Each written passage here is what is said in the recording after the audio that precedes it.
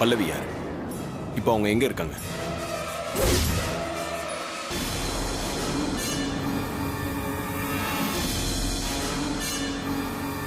கடவுளே, கார்த்திக் சார் என்ன பத்தி தான் விசாரிக்கிறாரு. இப்ப நான் என்ன பண்ணுவேன்?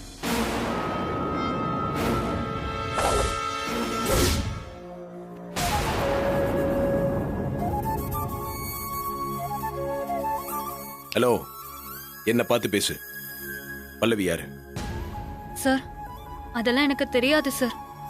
பல்லவியோட பாட்டை மட்டும் தான் கேட்டு என்ன பிராக்டிஸ் பண்ண சொன்னாங்க. எனக்கு வேற எதுவுமே பல்லவிய பத்தி தெரியாது சார். நீங்க ரூபஸ்ரீ மேடமை கேட்டுக்கோங்க சார். என்னை விட்டுருங்க சார், ப்ளீஸ் ப்ளீஸ் சார். நான் இனிமே இந்த பக்கமே வர மாட்டேன். நான் இனிமே இந்த மாதிரி யார் கூப்பிட்டாலும் நடிக்கவும் மாட்டேன் சார். இந்த ஒரு தடவை என்ன மன்னிச்சு விட்டுருங்க சார்.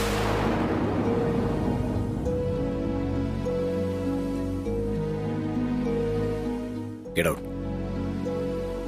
இல்ல, பேக் கொடு. பா.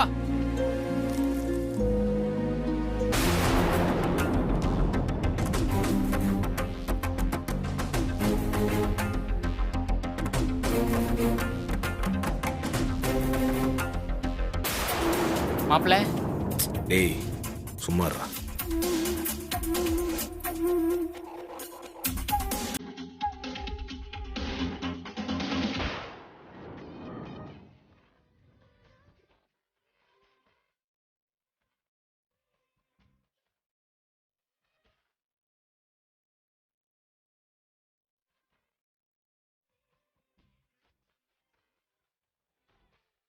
பாரு, டிவியும் போட்டு வச்சுக்கிட்டு போன்லயும் பாட்டு கேட்டுக்கிட்டு உட்கார்ந்துருக்கிறா. நம்ம ரிமோட் எடுத்தா அப்படியே பாஞ்சுக்கிட்டு வருவாளே.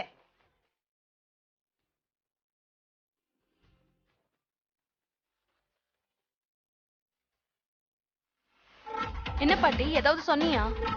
ஆமா ஆமா, உனக்கும் ஜூஸ் வேணுமான்னு கேட்டேன். எனக்கெல்லாம் வேணாம் பாட்டி. இந்த கிளைமேட்ல எப்படி ஜூஸ் குடிக்க முடியும்?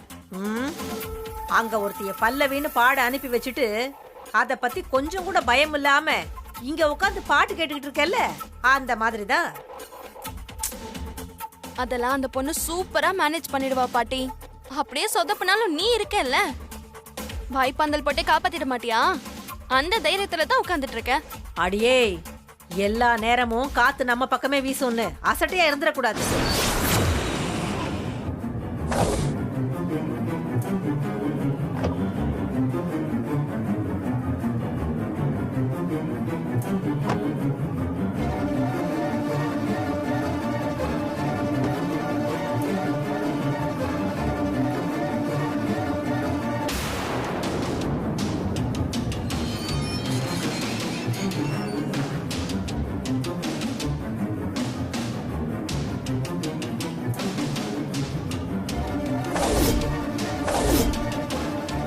ஐயோ கார்த்தி,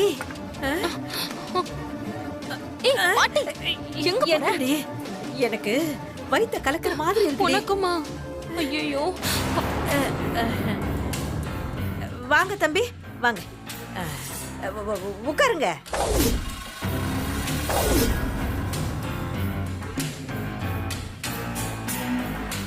ஐயோ, இவளே உண்மையை சொல்லிட்டாளோ? தீபா, வா வா. காலையில உங்க அப்பாவை கடத்தருவுல பார்த்தேன். ஹலோ, நிறுத்துங்க.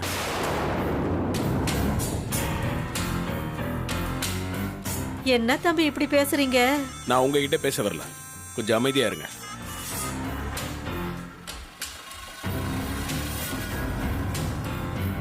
உனக்கு எவ்வளவு தைரியம் இருந்தா என்கிட்ட இப்படி ஒரு வேலையை பண்ணுவ?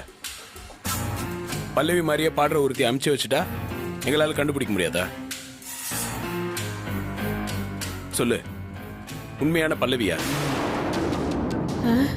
உண்மையான பல்லவியா? இப்ப நீ சொல்ல போறியா இல்ல 3 வருஷம் உள்ள போறியா? சாய்ஸ் உன்னோட தான். அப்ப இன்னும் உண்மை தெரியாம தான் வந்திருக்கிறியா? ஏய், கேட்டுட்டு இருக்கேன்ல, பாய் திறந்து சொல்ல மாட்டியா? நீ ஒன்னும் சொல்ல வேண்டாம். உங்ககிட்ட பேசி நான் எதுக்கு டைம் வேஸ்ட் பண்ணும்? நான் போலீஸுக்கு கால் பண்றேன். சார் சார் ப்ளீஸ் சார், வேணாம் சார். அப்ப பல்லவி யாருன்னு சொல்லு.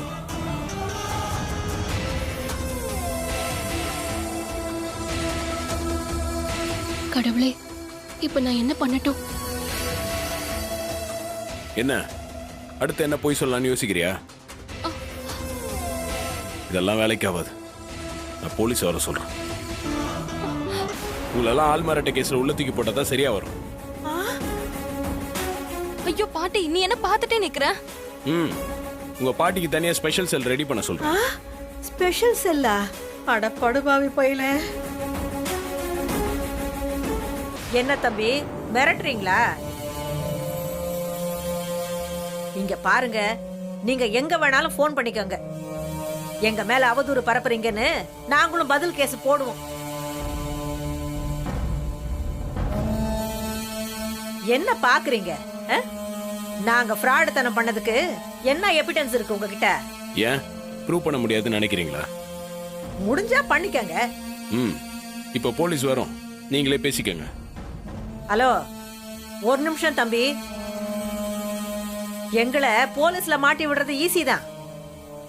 ஆனா நீங்க அந்த சிதம்பரத்துக்கிட்ட சவால் விட்டுருக்கீங்கல்ல, அந்த டயத்துக்குள்ள நாங்க தப்பு பண்ணோன்னு உங்களால நிரூபிக்க முடியுமான்னு யோசிங்க. நீங்க எங்களை போலீஸ்ல மாட்டி விடுறத எப்ப வேணாலும் பண்ணிக்கலாம். ஆனா சவாலுக்கு தேதி நெருங்கிடுச்சு.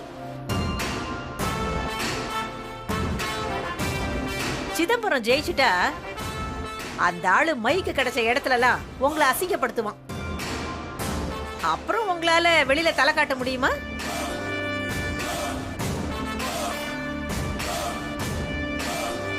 இப்ப எங்களை போலீஸ்ல மாட்டி விடுறது முக்கியமா, நீங்க சவால்ல ஜெயிக்கிறது முக்கியமா?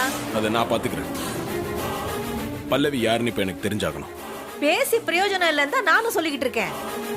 பல்லவி யாருன்னே எங்களுக்கு தெரியாதுன்னு நாங்க சாதிப்போம். இப்ப நாங்க நினைச்சா கூட வீட்டுல தனியா இருக்கிற பொம்பளைங்க கிட்ட வீடேறி வந்து கொலை மிரட்டல் விடுறீங்கன்னு சொல்லி கையோ முய்யோன்னு கத்திக்கிட்டு ரோட்ல இறங்கி ஓடுவோம்.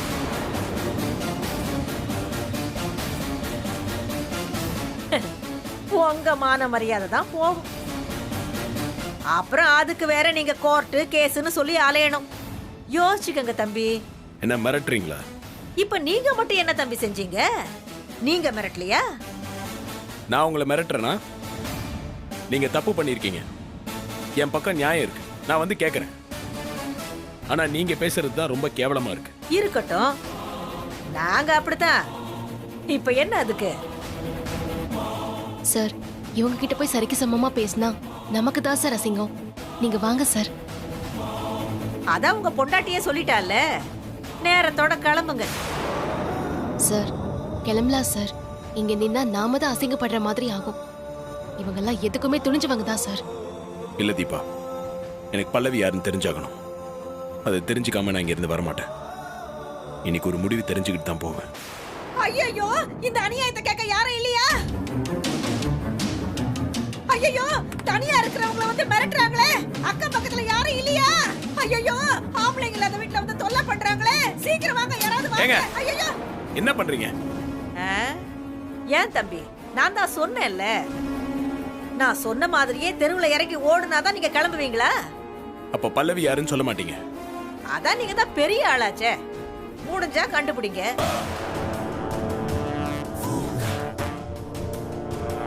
கண்டுபிடிக்கிறேன். அது மட்டும் இல்ல, நான் சவால்ல ஜெயிச்சுட்டு வரேன்.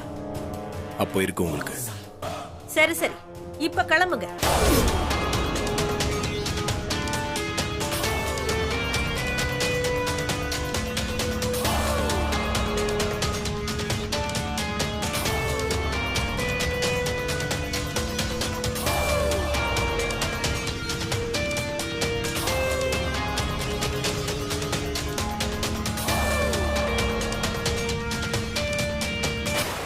பாட்டி பின்னிட்ட போ.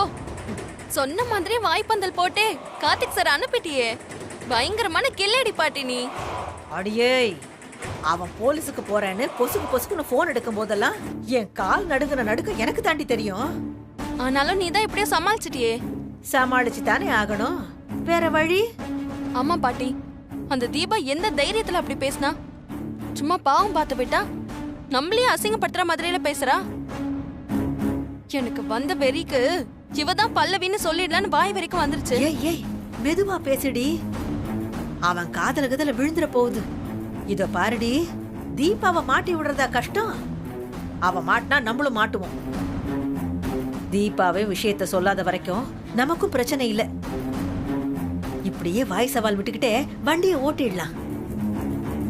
தேவையானப்போ தீபாவை மிரட்டி கச்சேரியும் பண்ணிக்கலாம்.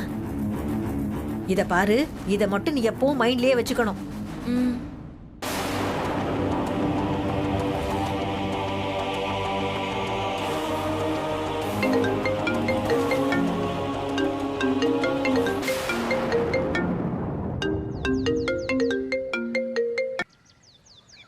ஹலோ. என்ன தம்பி, நீங்க தேடி பிடிச்ச பல்லவியை வச்சு ஒரு துண்டு பல்லவியை கூட ரெக்கார்ட் பண்ணல போல இருக்கு. ஏன் தம்பி இப்படி பண்ணிட்டீங்க? சில நேரத்துல பொண்ணு வைக்கிற இடத்துல பூ வைக்கிறதும் ஒர்க் அவுட் ஆயிடும். நீங்க அந்த பொண்ணை வச்சே ரெக்கார்டிங் ட்ரை பண்ணிருக்கலாமே தம்பி. இன்னைக்கு ரெக்கார்டிங் முடிச்சாலே மிக்சிங் எல்லாம் முடிச்சு எல்லாத்தையும் ரெடி பண்ணி ஆல்பத்தை நீ சொன்ன தேதிக்குள்ள ரிலீஸ் பண்றேங்கிறது ரொம்ப கஷ்டம். இப்ப என்ன தம்பி பண்ண போற?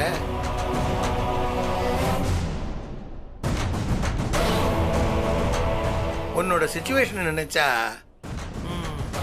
எனக்கு தென்பாண்டி சீமையில தேரோடும் வீதியில மான் போல அந்த மாதிரி ஒரு நல்ல சாங் கம்போஸ் பண்ணணும்னு தோணுது.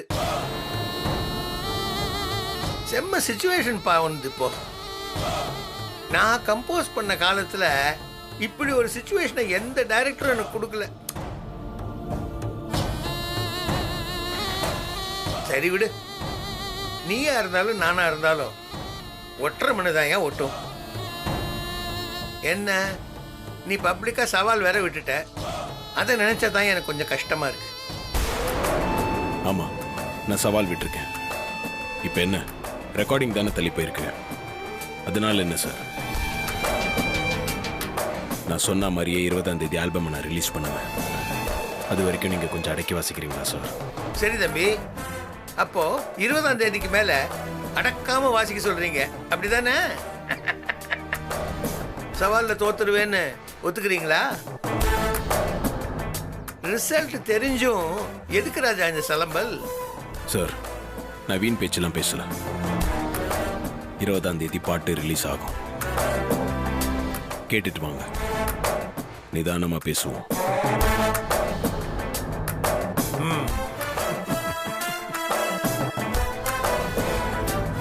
கொடிய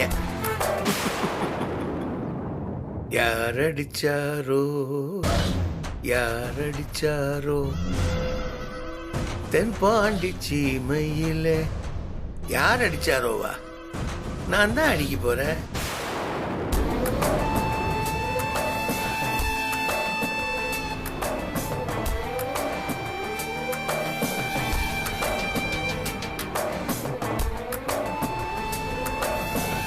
சார், எப்படி சார் இப்பவும் இவ்ளோ கான்ஃபிடென்ட்டா பேசுறீங்க? பல்லவி எனக்கு பண்ண ப்ராமிஸை காப்பாற்றுவாங்கன்னு நான் இப்போ நம்புறேன் தீபா. நிச்சயமா அவங்க என்னை ஏமாற்ற மாட்டாங்க. எப்படிலாம் கேட்காதீங்க, என்னோட இன்ட்யூஷன் அப்படிதான் சொல்லுது. இது வரைக்கும் அது என்னை ஏமாத்தினதில்லை.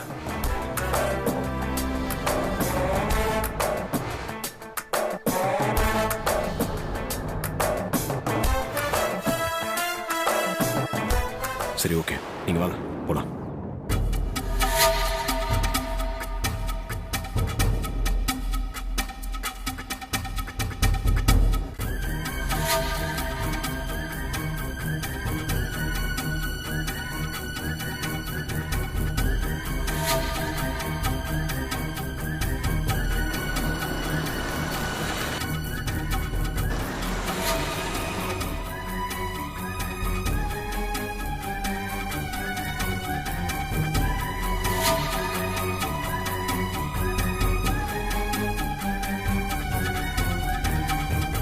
மா வாப்பா. ஆபீஸ்ல நடந்த எல்லா விஷயத்தையும் இப்பதான் மீனாட்சி சொன்னா. இப்படி ஏமாத்திட்டாளேப்பா அந்த பொண்ணு. தீபாக்கு ஃபோன் பண்ணி கேட்ட. தீபா தான் சொன்னா கார்த்தி.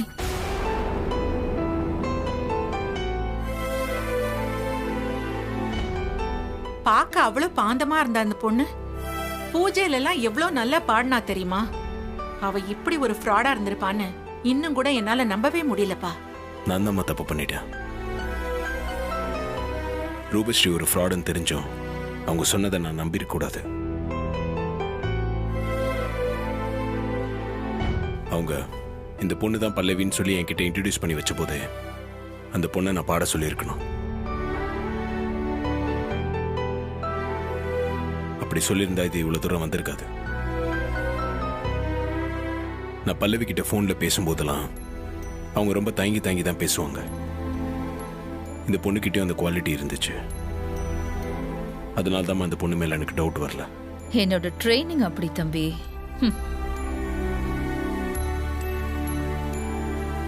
அப்பியரன்ஸை பார்த்து யாரையும் நம்ப கூடாதுங்கிறதுக்கு இந்த பொண்ணு பெரிய உதாரணம் கார்த்திக். யாரை நம்புறது யாரை நம்ப கூடாதுன்னு புரியலண்ணா.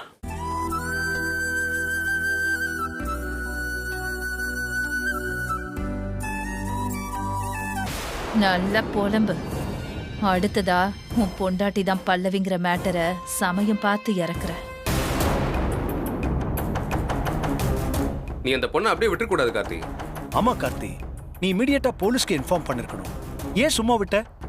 இல்லப்பா, அந்த பொண்ணு பிரச்சனை இல்லை. பிரச்சனையே அந்த ரூபஸ்ரீயும் அவங்க பாட்டியும் தான். நியாயமா அவங்க மேலதான் கம்ப்ளைண்ட் பண்ணிருக்கணும். ஆமாப்பா, அவளுங்களை தூக்கி உள்ள வைக்கணும். எவ்வளவு தைரியம் இருந்தா இப்படி ஒரு வேலையை பண்ணிருப்பாங்க. அவளுங்க ஆள்மாறாட்டம் பண்றாளுங்கன்னு முதல்ல நீ கண்டுபிடிச்சப்பவே அவளுங்களை விட்டுருக்க கூடாது கார்த்தி.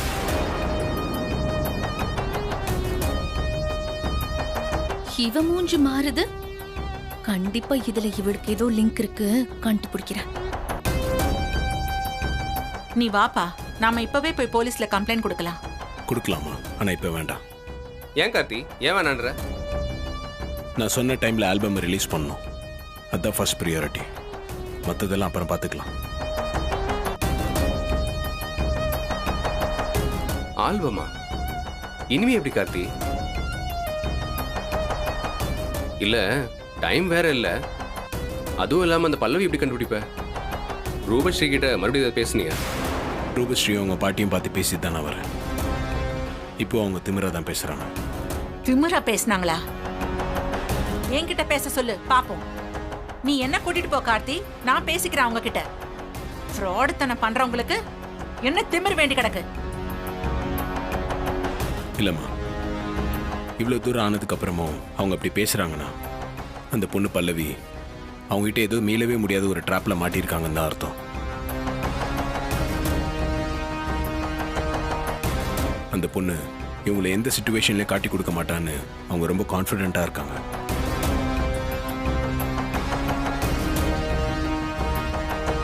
அப்படியே நம்ம கம்ப்ளைண்ட் கொடுத்தாலும் பல்லவி நேர்ல வந்து சாட்சி சொன்னா மட்டும்தான் நிரூபிக்க முடியும். ரூபஸ்ரீயை பாட சொன்னாலே அவங்க ஃப்ராடுன்னு தெரிஞ்சிருமே கார்த்தி. அவங்க பாடலன்னா கூட த்ரோட் பிரச்சனை, இனிமேல் பாடக்கூடாதுன்னு டாக்டர் சொன்னாருன்னு சொல்லி அவங்க பாட்டு போயிட்டே இருப்பாங்க. கோகிலா பாட்டி ஏதோ தரமான சம்பவம் பண்ணி அனுப்பி வச்சிருக்காங்க போலயே. சூப்பர். நீ அந்த பல்லவிக்கு ஃபோன் பண்ணி பாத்தியா? ட்ரை பண்ணப்பா, அவங்க எடுக்கல. எடுக்கலையா? அதான் கார்த்தி கூடவே ஒட்டிக்கிட்டு வந்திருக்காளே, அப்புறம் எப்படி எடுப்பா? அப்ப எப்படிப்பா சொன்ன டயத்துக்கு ஆல்பம் ரிலீஸ் பண்ணுவ? பல்லவி நிச்சயமா வருவாங்கப்பா. அவங்க எனக்கு பண்ண ப்ராமிஸை காப்பாத்துவாங்கன்னு இப்போ நான் நம்புறேன்.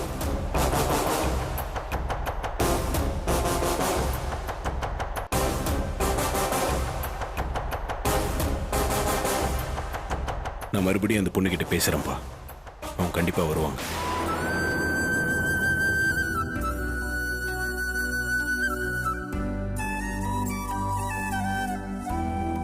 அம்மா,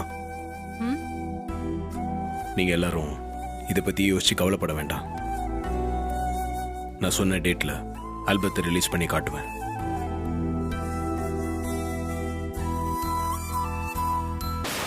அதுக்கப்புறம் இந்த விஷயத்துல என்கிட்ட வரலன்னு எல்லாருக்கும் இருக்கு. நான் யாரையும் சும்மா விட மாட்டேன்.